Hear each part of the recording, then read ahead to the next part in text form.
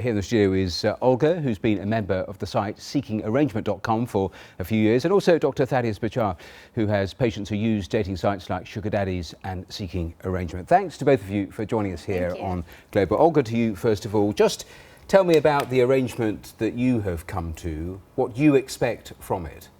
So the arrangement that I'm currently in came almost organically. We did meet through the website Seeking Arrangement, but it was more of gifts and dinners, experiences, rather than outright, any sort of payment for service thing, which I think is people's main suspicion about these sort of sites. And then when it came time for me to finish my degree, move back to the US, he said, why don't you stay in the UK? I'll cover your student loans, which the US famously burdens its students with a lot of student loans. So he paid for student loans and a variety of other things. What was expected in return from you? Nothing initially. Just it's a different type of dating website. I think that you can be more comfortable that all the cards are on the table, where men want the company. When you say all the cards are on the table, what was expected in return? I understand the cards are on the table in terms of payment from him, but what do you mean cards on the table in terms of in return from you? Well, if you have a trainload of girls coming in from Essex every Friday afternoon to the city, they're obviously looking for men with money. Seeking Arrangement, nobody fumbles for the credit card at the end of the meal. And you regard him as your boyfriend? Yes, now he's my boyfriend. We've been together for a couple of years now. I've been introduced to his family, and it's interesting you say now. I'll come back to that point in a moment. But Doctor, I mentioned in the introduction that you're seeing more of this. Is that right, in terms of the numbers of people that we see a significant number of people are involved with the internet, and in that collection of people, there are a number of people who use sites like this. I think the point I'd want to make alongside of yours is that not everybody is actually in it for sexual purposes. There are a significant number of men that are involved in escort sites. They're actually, the main focus is the relationship.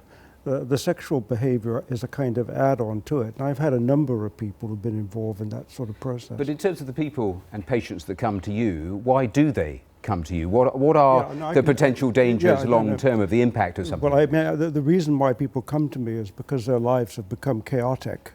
And they have missed occupational, recreational goals. So the sort of people that come to me are people that are actually overwhelmed by a use of the internet, which is quite different than, for example, someone who's using it in a more modest way. But sites like these in particular, does it run the risk? Are there dangers of emotional damage longer term? Well, I mean, the research indicates that people who are specifically involved in the sex industry have the same psychological well-being as the rest of us.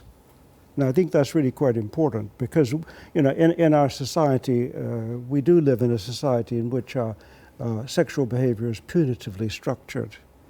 Olga, why is this different to someone paying for sex, a man paying a woman for sex? I think if someone were literally to pay me for sex, I couldn't ask the kind of fee where I would actually do it for that amount of money. Like, nobody would pay, tens of thousands of dollars to sleep with me for money. But I don't know. I haven't been in that situation particularly.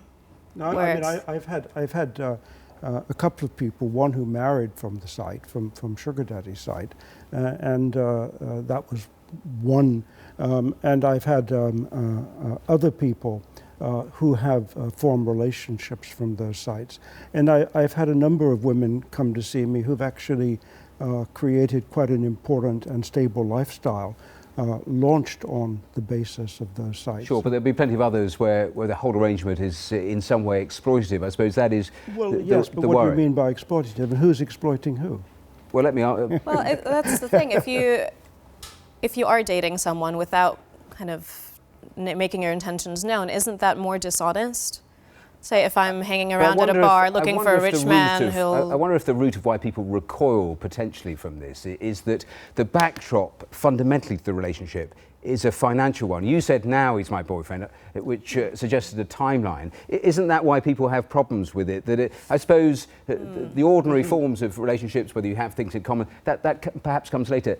The crux of it initially is financial. But isn't that true of marriage? Well, I wouldn't As be it's able to been work in the UK otherwise, and I'm not really working, so I can't be in the UK and be with him unless I'm working illegally, which I have no interest in doing. So he's supporting me, he's supporting my lifestyle. I don't really have a budget. You know, I can basically go do whatever I want in the 11 hours he's at work every day. He eventually became my boyfriend because we knew that it had an end date, that I was going to go back to the US, and the whole time I was seeing other people, and then when it came down to it, he said, I don't want you to leave, I want you to be with me exclusively. Doctor, I see you trying to get in. Just for a brief final word. Well, I mean, the way in which marriage has been structured in Western society, it is a financial arrangement, which has only changed really quite recently through the economic emancipation of men and women.